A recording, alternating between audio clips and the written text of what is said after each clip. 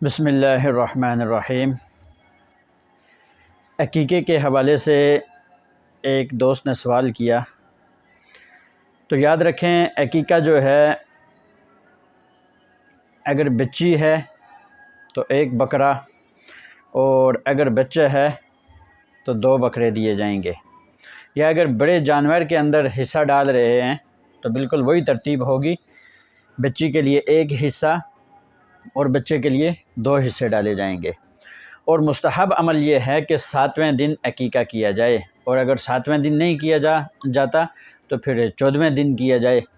اور اگر والدین غریب ہیں، اکثر یہ بھی پوچھتے رہتے ہیں کہ والدین غریب ہیں، ان کے پاس مال نہیں ہے، عقیقے کے لیے کوئی جانور بھی نہیں ہے، تو ان کا کیا حکم ہے؟ تو یاد رکھیں جب بھی ان کے پاس مال آ جائے تو اس وقت وہ بچے کا عقیقہ کر لیں۔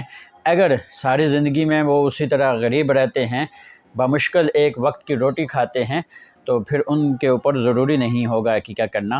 ہاں، اگر زندگی میں ان کے پاس کہیں مال آ جاتا ہے تو پھر ان کے لیے ضروری ہے کہ وہ اپنے بچے کا عقیقہ کریں۔